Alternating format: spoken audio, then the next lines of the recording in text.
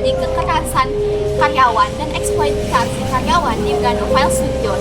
Nah, kasus ini diungkapkan oleh Kisti selaku pengguna media sosial X sekaligus mantan karyawan di Brandovile Studios. Nah, jadi di Brandovile Studios itu terjadi kekerasan karyawan berupa menampar dirinya sendiri, dan Brandovile Studios telah membayar gaji karyawan. Nah, Shadilay selaku bos dari Brandovile Studios juga memaksa karyawan serta mendiskriminasi karyawan bagi keluarga negaraan non-Indonesia dan keluarga negaraan Indonesia. Nah, hal ini tentu melanggar hak okupasional dan hak asasi manusia di Indonesia. Apalagi Indonesia itu kan merupakan negara muslim. Nah, tentu hal ini juga melanggar hak-hak karyawan yang berdasarkan syariat Islam. Untuk informasi lebih detailnya akan dibahas di video ini.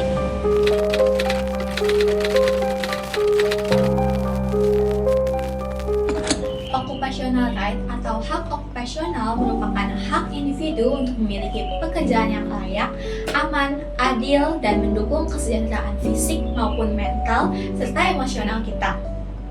Menurut Unwin Law, occupational right merupakan hak untuk melakukan aktivitas yang memenuhi kebutuhan fisik dan kesejahteraan kita. Menurut Karen Worley Hamel, pelanggaran hak okupasional seperti diskriminasi sosial dapat merugikan kesejahteraan mental dan kesejahteraan fisik karyawan. Dan menurut Townsend and Paula Tajko, pentingnya keadilan dalam pekerjaan agar setiap individu dapat mengakses pekerjaan sesuai kemampuan kita. Pekerja berhak untuk mendapatkan upah yang adil dan layak serta beban kerja yang diberikan. Hal ini mendukung kesejahteraan pekerja yang kemudian akan meningkatkan kinerja pekerja tersebut. Nah, pekerja berhak untuk melakukan pekerjaan dalam kondisi yang aman dan bebas dari bahaya yang dapat membahayakan pekerja.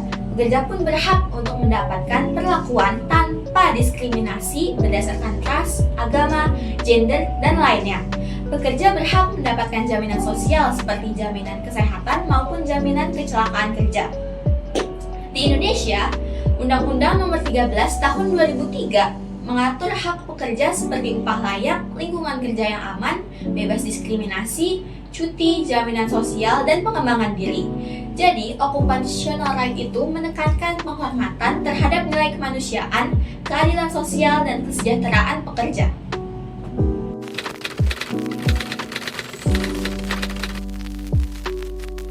Hak occupational right menurut perspektif Islam terbagi menjadi 4, yaitu yang pertama, hak bekerja. Dalam surat An-Najm ayat 32 disebutkan, manusia tidak memperoleh sesuatu selain apa yang dikerjakannya. Ini bermaksud sebagai individu, baik laki-laki atau maupun perempuan, mempunyai kedudukan yang setara untuk memperoleh pekerjaan dan memperaih peluang kerja. Yang kedua, hak memperoleh gaji. Dalam Al-Quran Surat Al-Ahqaf ayat 9 disebutkan bagi masing-masing mereka memperoleh derajat sesuai dengan apa yang telah mereka kerjakan. Ini bermaksud Islam menetapkan gaji, maka ia juga menetapkan perbedaan jumlah gaji sesuai dengan jenis dan pentingnya pekerjaan itu. Yang ketiga, hak cuti dan keringanan pekerjaan. Disebutkan dalam Surat Al-Baqarah ayat 286, Allah tidak membebani seseorang melainkan sesuai dengan kemampuannya. Ayat ini menunjukkan bahwa manusia memiliki hak untuk waktu beristirahat untuk jiwa dan fisiknya. Yang keempat, hak memperoleh perlindungan kerja. Setiap pekerja berhak atas keamanan, keselamatan, dan kesehatan kerja sebagai bagian dari hak asasi manusia. Islam mendorong pemberian perlindungan dan penerapan kontrak kerja yang menjamin hak bekerja secara konsisten.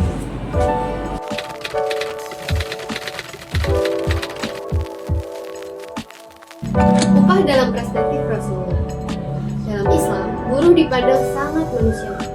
Hak-hak yang didapat oleh buruh harus dipenuhi oleh pihak yang mempekerjakannya, baik individu, lembaga, ataupun perusahaan.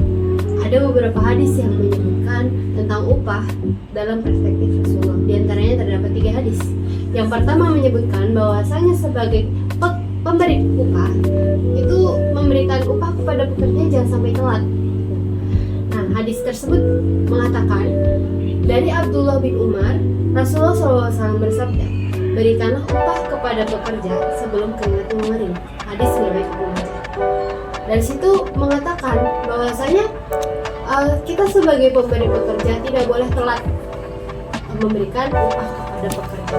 Selanjutnya menyebutkan bahwasanya upah harus diketahui juga oleh yang menerima upah tersebut. Bisa dikatakan sebagai transparansi terhadap upah tersebut. Hadis tersebut berbunyi dari Abu Sa'id Al-Khudri radhiyallahu anhu bahwasanya Nabi SAW bersabda, barang siapa mempekerjakan pekerja, maka tentukanlah upahnya. Hadis riwayat Abdul Razak. Hadis selanjutnya menyebutkan tentang bagaimana pemberi upah yang tidak memberikan pekerjanya hak-hak mereka di hari kiamat. Hadis tersebut berbunyi dari Abu Hurairah radhiyallahu anhu, Nabi Muhammad SAW meriwayatkan, ada 3 orang yang akan menjadi musuhku pada hari kiamat. Orang pertama, orang yang mempekerjakan seorang buruh. Si buruh memenuhi tugasnya, namun dia tidak memberikan upahnya yang sesuai. Hadis riwayat Bukhari dan Ibnu Majah.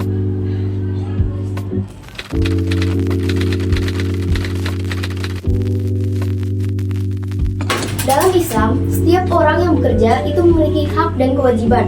Hak pekerja adalah mendapatkan gaji yang sesuai dengan kesepakatan yang disampaikan oleh perusahaan. Dan kewajiban pekerja adalah melaksanakan pekerjaan sesuai dengan job desk-nya. Perusahaan tidak boleh memberikan overtime di luar job desk pekerja. Ketika ada lembur, perusahaan harus membayar sesuai dengan jumlah waktu. Ketika kita bekerja, kita harus mendapatkan hak kita, yaitu berupa gaji. Sebesar itu yang dia kerjakan, maka sebesar itu pula upah yang dia dapatkan. Ajaran Islam tentang perlindungan pada pekerja sejalan dengan prinsip maqasid syariah.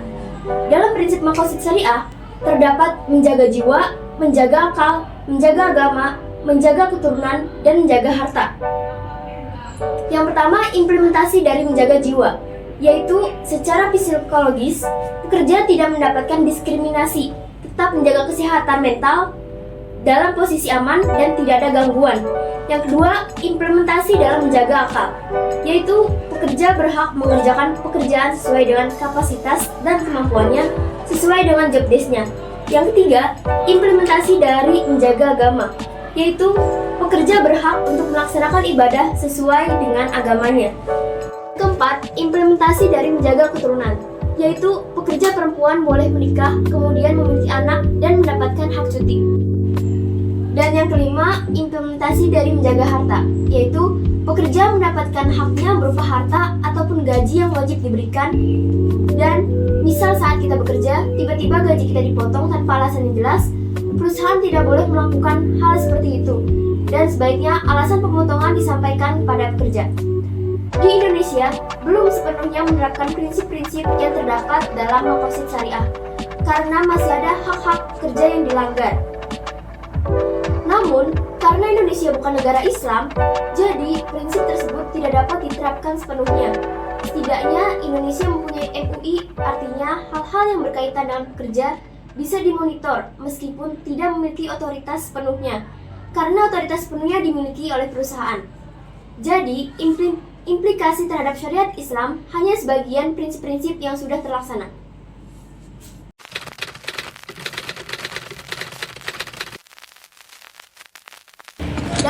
Dalam kasus ini, Brand Friends Studios benar-benar melanggar hak asasi manusia, apalagi dalam perspektif Islam. Islam sangat menekankan pentingnya keadilan antara pemberi kerja dan pekerja. Setiap pekerja berhak mendapatkan upah yang sesuai dengan kontribusi dan tanggung jawabnya. Rasulullah SAW telah memberikan teladan dalam memperlakukan pekerja dengan penuh kehormatan dan memberikan hak mereka tanpa penundaan. Dalam konteks ini, Islam memberikan perlindungan kepada pekerja dari segala bentuk kekerasan, baik fisik maupun non-fisik, serta memastikan kesejahteraan mereka dalam lingkungan kerja.